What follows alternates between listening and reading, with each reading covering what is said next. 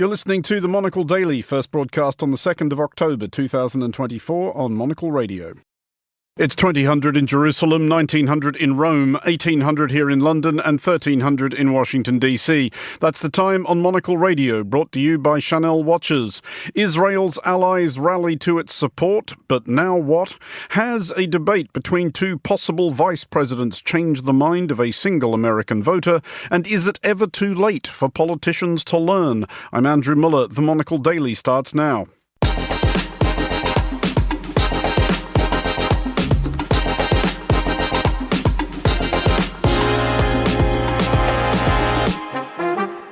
Hello and welcome to the Monocle Daily, coming to you from our studios here at Midori House in London. I'm Andrew Muller. My guests Yossi Mekelberg and Marta Lorimer will discuss the day's big stories, and we'll hear from former Financial Times editor Lionel Barber about his new biography of the Japanese tycoon Masayoshi Son. Stay tuned, all that and more coming up right here on the Monocle Daily.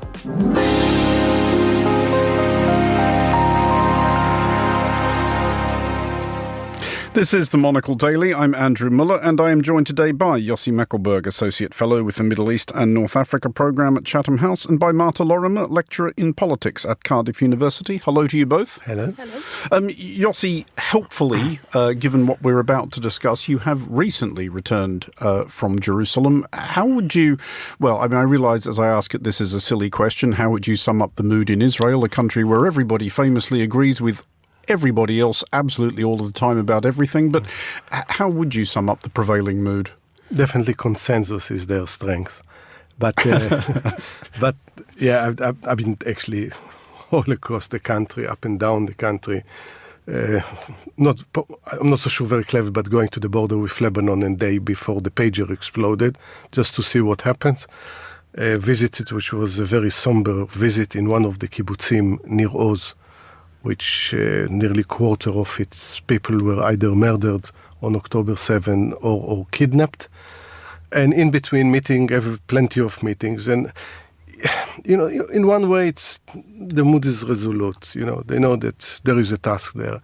But at the same time, that there are protests against the government, especially when it comes to the hostages. Mm-hmm. There are a lot of disagreement about what to do next, about the ceasefire. And then, of course, hell broke loose with Hezbollah in Lebanon and now with Iran. So I think people are fed up, and some say, we'll just go and leave the country, and they look into all sorts of Greece, Portugal, cheap plots here and there. But it's more, I think, kind of a fantasy. But at the same time, I think because they don't trust the government, and also the kind of the idea that the burden of serving in the army for reservists, and when it comes to the economy, is on very specific segment within the society, while others are completely exempt. And I think this adds to this gloomy feeling. Well, we will be coming back to the Middle East very shortly. Before we do that, Marta, as alert listeners may have spotted, you do have a new job title. However, you are lecturing in politics at Cardiff University. You are presently in London where you live. Is that a somewhat arduous commute? Yes, this feels a bit anticlimactic to talk about. But yes, it is. It's a workable commute, and it would be even more workable if GWR weren't involved. Because I have so far. This is the legendary Great Western Railways. Exactly. I am yet to take one train where I don't get there late, and so far, all but one of the trains I have taken, I have been able to claim delay repay. Okay, well, that's something. I mean, yes, it's better than this summer. I think I had only one flight on time. Well, I, for my part, attempted to use Southern Railways at the weekend. I left Brighton on Sunday afternoon. It's frankly amazing I'm actually here. But we will start, as we so very often do these days, in the Middle East. Israel has spent the day assessing the cost of last night's missile barrage launched by Iran. Some Israeli air bases appear to have been struck, and damage has been reported of some buildings adjacent to them. Only one person appears to have been killed, a Palestinian resident of the West Bank. Even those of Israel's allies exasperated by Israel's Israel's recent conduct in Gaza, i.e. all of Israel's allies, have issued statements of support and affirmations of Israel's right to defend itself. Here, for example, is UK Prime Minister Sir Keir Starmer speaking last night. But I utterly condemn this attempt by the Iranian regime to harm innocent Israelis, to escalate this incredibly dangerous situation and push the region ever closer to the brink. It cannot be tolerated. We stand with Israel and we recognise her right to self-defence in the face of this aggression. Marta, first of all, Keir Starmer's choice of language there is interesting, it struck us, because he's emphasising that Israel does have a right to defend itself, but every sovereign nation does. Do you think Starmer and others are speaking from a worry that some among their constituents think that Israel doesn't enjoy such a right? Yes, I suspect that is one of the concerns. I think the other major concern that they have is around proportionality and whether Israel's right to self-defense is as expansive as it seems to have interpreted it recently.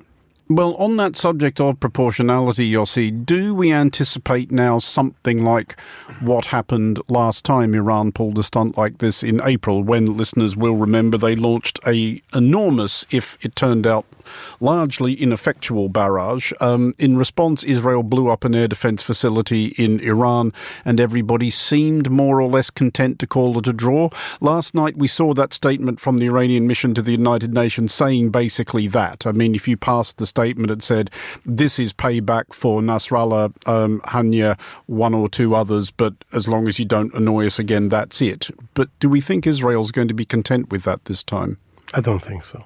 And, when you start this kind of tit for tat, at a certain point you forget, where it all started. Because before that it was the killing in Damascus of senior diplomats, and the attack on the consulate in Damascus. And then there was the response. And to the response of that, there was an Israeli response. But they said, that's all right, we quit. And then you move on in this and say, yes, Ania, Hassan Nasrallah, but then Israel said, you penetrate we didn't attack you directly. We assassinated someone, which Israel never admitted, but everyone working on the working assumption. That was it Israel behind the assassination of Hania and Hassan Nasrallah. This is, it's Lebanese and this is in Beirut. And you attacked directly us. And there were 180 missiles yesterday, ballistic missiles. Anyone that would have penetrated and hit a block of flats, for instance, somewhere in Israel, we would have been in a completely different place in this war altogether. But if you believe what Israeli officials are saying, expect retaliation, and way worse than the one that we saw back in April. Because to follow that up, Yossi, and this is not to argue the actual rights and wrongs of any such course, merely trying to assess what Benjamin Netanyahu and Israel's leadership might be thinking. Are they now looking at the map and thinking, Iran's proxies have been substantially defanged. Hamas barely exists as a military force. Hezbollah has no leadership left that we know about. The Houthis have been battered as well. Iran has a new president who will be obviously extremely anxious about the way things are going. Iran also has an elderly and debatably healthy supreme leader. Might Israel rather now be thinking, well, if not now, then when? And to add to that, a very crippled economy. And opposition which is suppressed, but it's there, and not its most Iranian support. Some in Israel, maybe also in the United States and elsewhere, might thought that this is an opportune moment. Hezbollah, that was supposed to be the forefront of the ring of fire surrounding Israel, basically the leadership is decimated. They managed actually to hurt Israel in a serious way, and some might think. But the problem with that, and that Israel, from a military point of view, yes, it was surprised a year ago, but recovered. In a way, in 1973, it was surprised, but then recovered militarily. At what point you move from the recovery, showing your enemies you're capable to hit them everywhere, basically we know where you live, to a political aim and objective. And my fear that this might lead to complacency and arrogance. Let's keep going. And then if you keep going and you don't stop, without a political objective in mind, you might end eventually in ongoing, never-ending war, occupation of Lebanon, direct war with Iran, attacks outside Israel against Israeli target, and so on and so forth. I think at certain point to decide we move from the military phase into the diplomatic military one. But for this, you need also the international community to say beyond we support Israel, but we support Israel also moving, for instance, returning to Resolution 1701, 2006 UN Security Resolution that create a buffer zone between Israel and Lebanon, and for all means and purposes, Hezbollah. So where do we go there? Is it also actually opportune moment to go to some version of the JCPOA and deal with the nuclear? Which Iran's new president did raise the prospect of the other week. Marta, though, it's clear listening to such people as Sir Keir Starmer, US President Joe Biden, what Israel's allies and indeed the wider world want, which is that they want this to stop. But does anybody have any combination of carrots or sticks that they can offer to or brandish at Israel or Iran that might bring that about? I don't think anyone seems to have that or be willing to actually use it, because I imagine that if the United States did actually say at some point, well, maybe now you stop, maybe they might be able to do something, but that doesn't seem to be the case, at least for now. And just finally, before we move off this one, Yossi, do you get a sense, and as you were saying at the top of the show, you were in the vicinity very recently, of what is next for Lebanon? Because the fighting so far does appear actually quite serious. The IDF is reporting that 8 Israeli soldiers have been killed in engagements, presumably with Hezbollah, inside Lebanon today. Yeah. Just one point about the United States, because as I was walking to the studio, I saw breaking news. Biden says that he is against attacking nuclear instead. And I thought to myself, is he walking also to be on the Daily and advising, I'm a commentator of that? No, he's an actor in this. He's the most powerful leader in the world. He has all the in arsenal. There is all what he needs in order to stop it, and he talks like he's a commentator, as an observer of this.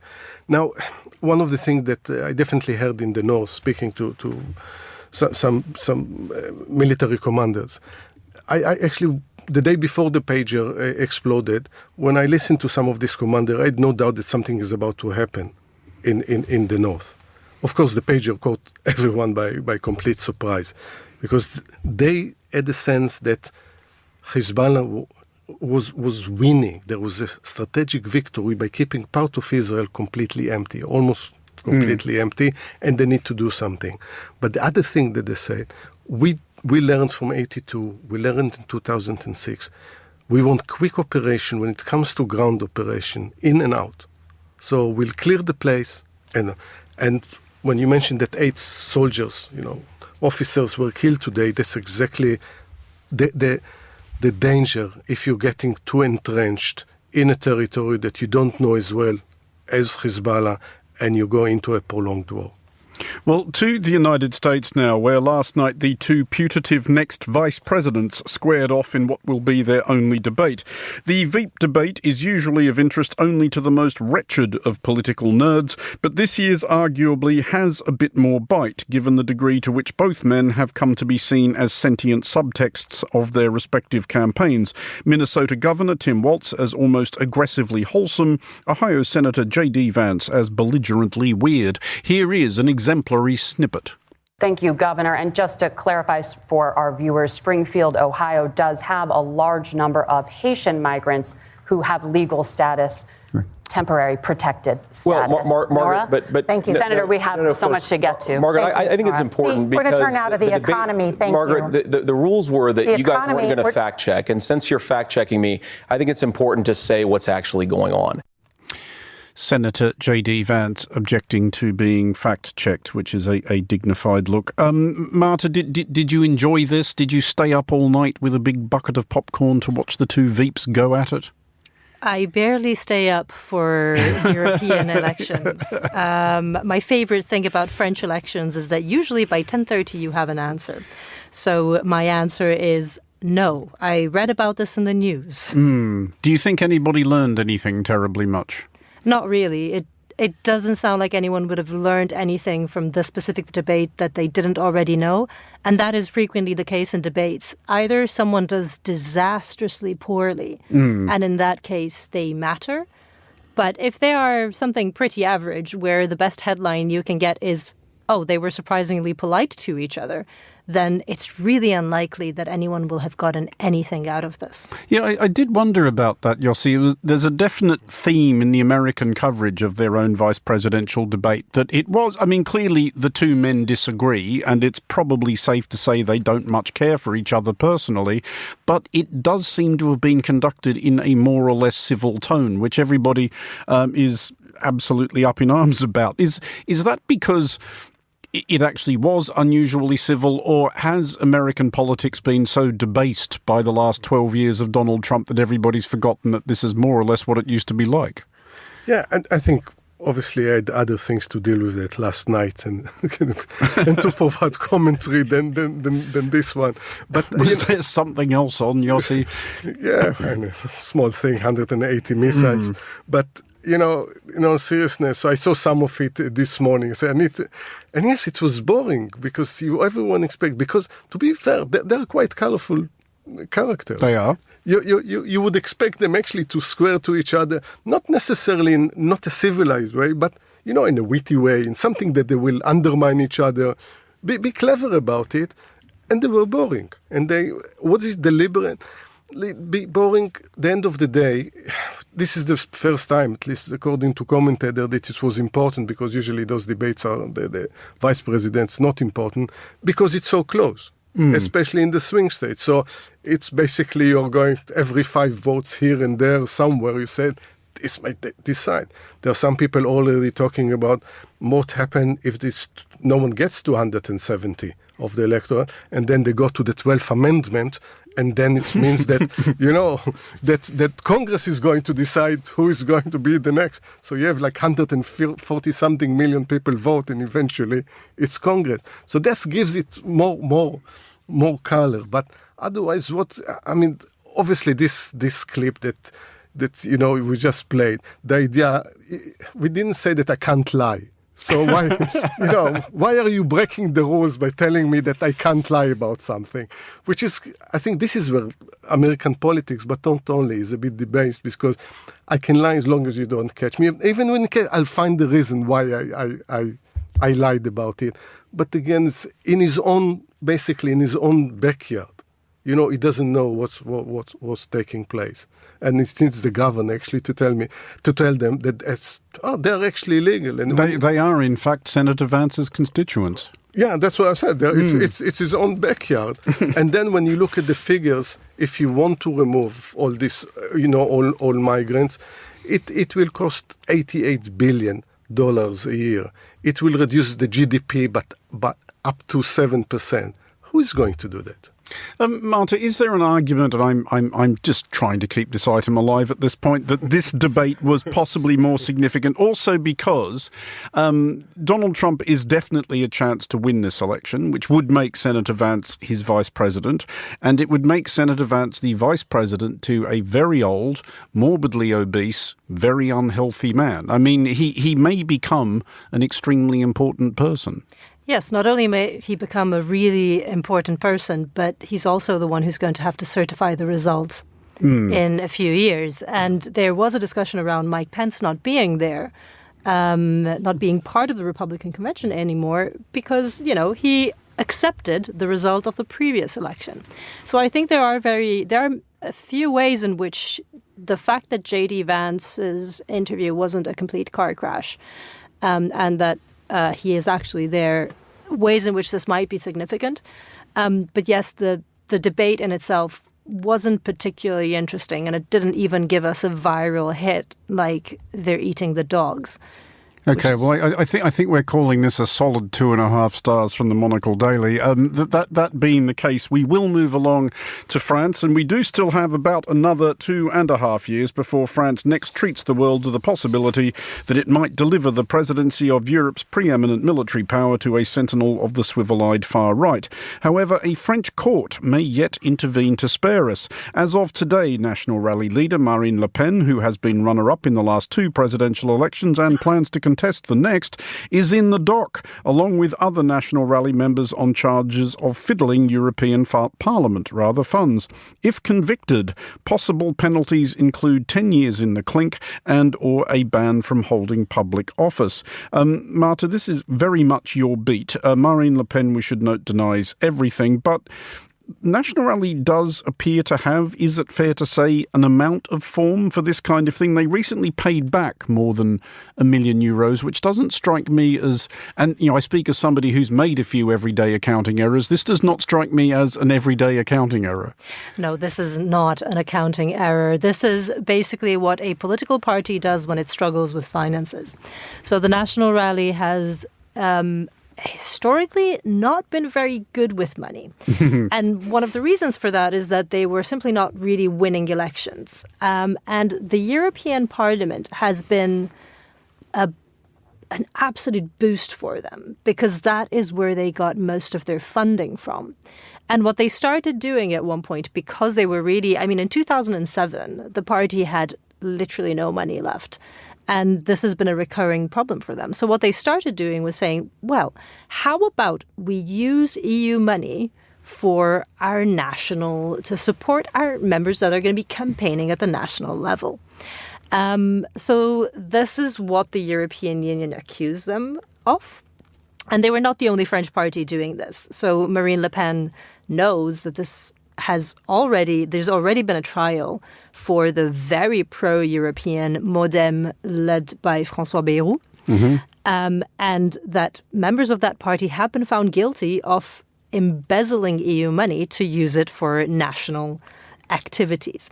Now, Bayrou got out of it on the idea that, they were legitimate. It was plausible enough that he didn't know what was happening. But Le Pen knows that she's not in a good place, and she really wishes that this trial was not happening and that it wasn't really happening now. Just to follow that up, though, Marta, if this does go badly for Marine Le Pen, we know that National Rally, Front National, is a family business which she inherited from her ghastly and still with us inexplicably father. But is it what we would think of as any kind of personality cult? Like, if she is ruled out, is there a plausible successor? This is what the party has been trying to work out. I think they've operated as a personality cult for a very long time, and there was a point in which they were starting to look at Marine Le Pen's niece, Marion Maréchal, as the next possible leader. Then Marion Maréchal messed things up. Basically, she fundamentally disagrees with the parties on certain things and left. The things she disagrees with are that they are not economically liberal enough, by the way. On the basics on migration, she's very much in agreement. And I think that what has happened, though, particularly with Jordan Bardella, so the current leader of the party, has been really an attempt to try out and see if there is a way to make this a little bit less of a personality cult. And I think that they are at a point where they're big enough that this is no longer, strictly speaking, a personality cult, and they might be able to survive Le Pen not being there. But this being said, it could also operate the same way that Forza Italia did, where Berlusconi wasn't the leader formally, but informally was very clear that he was always the person behind. As a general principle, Yossi, I never really know what to make of it when a particular country has a recurring habit of putting powerful politicians in the dock. I mean, France does it reasonably frequently, as does Israel, which is why I'm asking. I never know whether to think, gosh, this is a real shame that there are so many crooks in the political classes, or actually it's pretty impressive that the country's justice system is this robust, that it says, I don't care who you are, if you've done something wrong, you will answer for it. Many times when asked about corruption in Israeli politics, because there were quite a few ministers, a member of Knesset, spending time in jail. So I really don't know if it's more corrupt than average or the police is better than average, and you have to make your mind about it. But there are 2 points here, I think. One more general one, the link between politicians and money. And we see it even here in a different way. You know, all the time the link of they need more money. It's never enough. And they do things that sometimes are illegal and sometimes seems as unethical. And sometimes just tacky. And sometimes tacky. You know, we won't mention any glasses or suits. But, you know, and then you really ask yourself, don't have any judgment. The minute that you enter politics, you lose your judgment. The other point is that, you know, I feel sometimes the only hope of the liberal and progressive is that the right wing will end in the dock.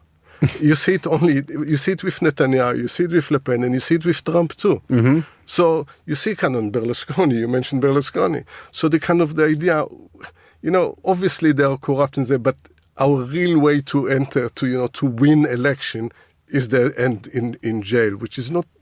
It's not good for the future of more lefty, progressive, liberal politics. And there are those who get away with it. I think Berlusconi spent more days in court than most judges and never spent a night in prison, as far as I can recall. But just finally on this one, Marta, is this also going to be the thing, and it is a recurrent theme when especially a politician of the populist ilk does end up in the dock, that they use this to rally the base, that this is an establishment stitch-up, they're coming to get me, they are thwarting the voice of the common people whom I represent, etc., etc.? This is exactly how Le Pen is going to play it.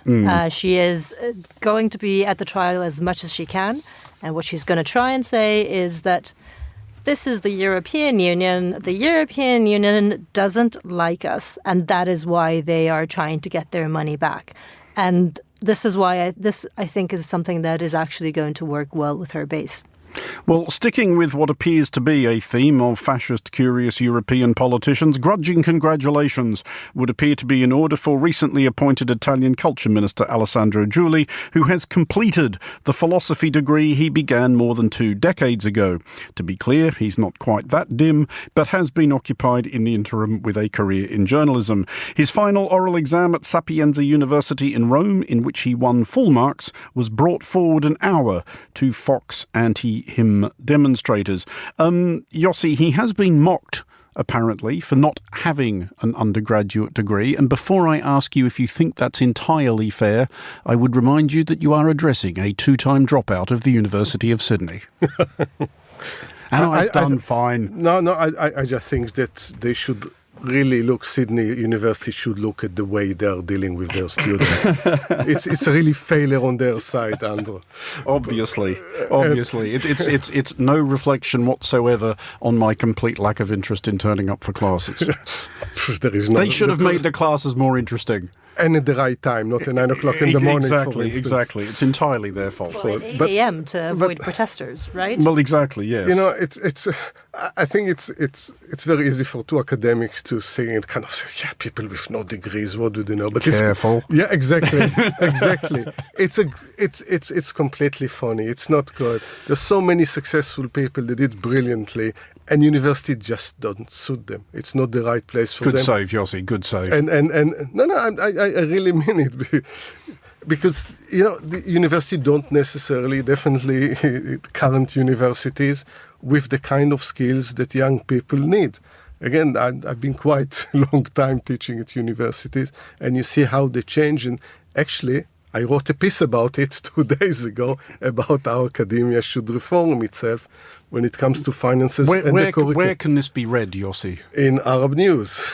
Okay. Is it already online? It's already online. Okay. People can read that as soon as they're done listening to this. Marta, I was wondering, and it is a leading question from chip-on-shoulder dropout over here, that obviously there are fields in which there are objective qualifications. I do not think people should be encouraged to wing a career in medicine or engineering, with no formal qualifications. But journalism, like politics, in both of which Mr. Giuli, not to endorse any of his views, seems to have done all right, are degrees undervalued in those fields where there are no objective criteria for entry? Basically, anybody who wants to have a go can have a go. So I think it's, and I hope none of my students are listening, of course, I think university is very important. It's not the be-all and end-all. There are careers that you can do credibly good at without a degree. I think what was really controversial, though, specifically in Italy about Giulia, so it's not the first time that we have a minister of culture that doesn't have a degree. Mm-hmm. We've had a minister for higher education that did not have a degree either. So this isn't something that's particularly new. I think that what was more problematic here is that this is a very clear case of, neo-fascists taking care of their own. Mm. Because, of course, one of the reasons that Giulia ended up there is that he had been a part of the same movement that Meloni was in. So they had sort of a deep connection, a deep identity, a deep shared identity. So I think that was what was a bit more controversial here. But yeah, no, I think you don't necessarily need a university degree, but I do think that university it's a really great experience, sort of beyond what you're going to learn in the classroom, and that's probably why you should go to university rather than not go and just start working. We did want to finish on kind of an upbeat, aspirational note by asking you that if you were going to complete or begin studies in something belatedly, what that subject would be. I realise it's possibly a weird question to ask both of you, who frankly never really left university. But Yossi, if you were going to have a crack at something else, what would you be studying? So, funnily enough, I studied electronics in high school, and I worked in electronics few years, and then I left because I wanted to do what I'm doing now. But definitely I will look something within the arts, music, or something that kind of not dealing with the day-to-day of what we see right now, and something more for the soul and less. Marta, what about you? Listen, my heart says I'd go into acting. My brain says I'd love to work on intellectual property law. Really? Just for music, for the sort of the music business. And working out, there's going to be so much interesting stuff coming our way. Yeah, you would not struggle for work as an intellectual property lawyer in the music business in coming years, especially, I would have thought. Marta Lorimer and Yossi Meckelberg, thank you both for joining us. Finally, on today's show, it is probably difficult for any self-made billionaire to be an entirely usual person. Few such, however, are more unusual than SoftBank founder and CEO Masayoshi Son, who has made, lost and made again incomprehensible fortunes. His extraordinary life is meticulously chronicled in a new book by former Financial Times editor Lionel Barber. It's called Gambling Man, The Wild Ride of Japan's Masayoshi Son. I spoke to Lionel at Midori House earlier and began by asking whether there were any other tycoons, past or present, to whom his subject could be usefully compared. Well, he is known as the Howard Hughes of Japan, after the great, slightly mysterious Howard Hughes of the American entrepreneur, aviator, philanthropist. But actually, he's unique because he's an operator. He's run successful mobile phone business, broadband business, but he's also a global investor in the dot-com bubble and latterly during the tech credit bubble. So I think that makes him very special. He's also different in the sense that he's Korean-Japanese outsider in Japan, but he's gone global. He's one of the very, very few Japanese entrepreneurs who started from nothing and has gone totally global.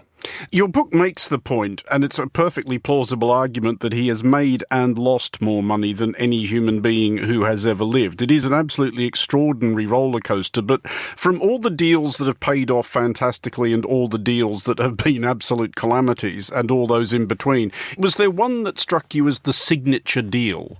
The sort of thing that only he would have thought of, for good or for ill? I think it's actually buying Vodafone Japan back in 2006, because he needed to have a brand. He wanted to create the SoftBank mobile brand, but he was up against NTT, the dominant force. So what he does is he actually pulls off the biggest leverage bid ever in Asia. It's 20 billion. It's a bigger company, Vodafone Japan. Vodafone at those days, by the way, was a great operator. And then he creates his own mobile brand, gets exclusive distribution of Apple's iPhone via his relationship with Steve Jobs, and creates a fabulous business. I think that's probably the signature deal. Obviously, everybody remembers Alibaba. He put in 20 million in early 2000, then another 80 million, and at one point it was worth more than 100 billion on paper, that stake. That's the other one. The book does have extraordinary access to people who've known him, people who've worked with him, and to him himself, who did agree to speak to you. Is he hard to persuade to sit opposite a journalist? Extremely hard. You cannot believe the seduction that went in over a period of more than 18 months. I mean, it wasn't helped by COVID, but they sent out emissaries to sort of test me out. Was I serious? And essentially I thought, I'm not going to beg. It's not an authorized biography. I'm going to do my work. But if I can get people like Bill Gates to talk to me, or the great venture capital investor Mike Moritz, or Joe Tsai, who's the co-founder of Alibaba, some of them had to get a bit of check off with Masa and SoftBank. But once I got them, I had something to bring to the table. But I describe it to one person when I was just not getting it, because I went 6 times to Japan. Twice the boss said he was too busy. And I said, he's harder to track down than a Bengal tiger. At which point the Indian SoftBank executive said, in that case, Mr. Barber, I suggest you bring a goat. The encounters you have with him are extraordinary for a number of reasons, though, and this is not a spoiler, though it does appear in the epilogue when he shrugs at you, and I quote, "This is a mediocre, shitty life. I've done nothing I can be proud of." Do you think he actually thinks that, or is that just sort of self-deprecating shtick? No, this is one of the most fascinating things about Masayoshi Son. He's never satisfied. He's constantly reinventing himself. And I think actually there's a side of him that is never satisfied. You could argue that maybe he got lucky a bit with the Alibaba deal and he spent the rest of his life trying to repeat that Alibaba deal that was so big and so great. But also, I think he's a bit like Sisyphus. He's constantly trying to roll that boulder up the hill. There's something slightly tragic as well as inspiring about Masayoshi Son. His latest big bet is on artificial superintelligence. He's, extremely enthusiastic about this, not mere artificial intelligence. This is superintelligence. The Financial Times, where you were editor, recently reported him as saying about this, look for our next big bet without fear of whether it will be a hit or a miss. And again, there's that insouciance, isn't it? Is there some level at which this is all basically a game to him? He has been talking about artificial intelligence for at least 25 years, and he's got this notion that very, very soon computers will be more intelligent than human beings. And he wants to get into the self-driving cars. He wants to get into the chip-making business, like the advanced chips like NVIDIA makes, that this $3 trillion company. By the way, that was one of his biggest misses. He actually had nearly 5% of NVIDIA, and he sold in 2019. Not a good trader. But the other, I think, shot in his locker is he did buy ARM Holdings, the advanced semiconductor chip designer this was in the Britain. British company, yeah. Fantastic company, 2016. Paid a lot of money, all cash. Did it right in the middle of Brexit, so Britain lost its best technology company. By the way, he told me very quietly that he deliberately launched the bid during the summer because all the bankers were away. So the defences were down. He hadn't planned Brexit, note. But he does have ARM, and he's really trying to create an integrated chip manufacturing operation. But he wants to be in the middle of the ecosystem, dominating, with a hand in all different parts of the game. Just as a final thought, I guess it's a wider perspective on the book. And from having seen somebody like him up close and researched his life and work so minutely, did you come away from the project with any kind of unease, not just about him, but about this class of extraordinary media / technological plutocrat that we have bred, this small number of people who, well, in his particular case, you could easily make the argument that he is wealthier and more powerful than quite a lot of nation states. He's certainly very influential, but he's not like Elon Musk. He doesn't own a platform like that. And SoftBank has done very, very well. I mean, you would have done pretty well if you'd stayed with the wild ride, the ups and the downs, as a SoftBank shareholder. But he's not made it quite to Google or Meta Facebook status. He's a kind of supplier and intermediary to these companies. He's a client and a customer. So on the other hand, he does have extraordinary access to money still, despite the ups and downs. And he's made a lot of people very rich. I think he's a more benign figure. And what he has done, this is really to drive the point home here, he's ridden the technological wave over the last 30 plus years. Started in software distribution. And this is obviously a phenomenon that's changed completely every society in the world, in China, in America. Every aspect of our home now is driven by this intelligent computers, easy access, the phone.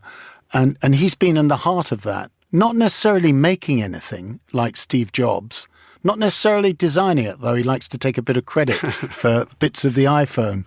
But he's been that key intermediary, that key middleman in the technology space and, crucially, between the US, China and Japan. That was former Financial Times editor Lionel Barber. His new book, Gambling Man, The Wild Ride of Japan's Masayoshi Son, is available now and very much recommended. That is all for this edition of the Monocle Daily. Thanks to our panellists today, Marta Lorimer and Yossi Meckelberg. The show was produced by Monica Lillis and researched by Sana Jumani. Our sound engineer was Flynn Simons. I'm Andrew Muller here in London. The Daily is back at the same time tomorrow. Thanks for listening.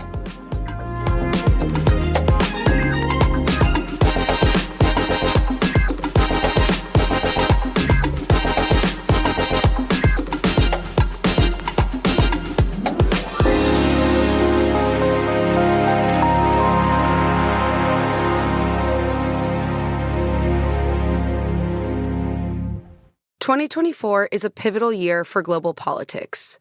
Meanwhile, conflict, climate change, and AI dominate the headlines. What do these global stories mean for you? The Financial Times offers fearless thinking in defining moments. Its trusted journalists deliver impartial analysis on the world's biggest news events, helping you to form your own bold opinions. Start reading the Financial Times at ft.com.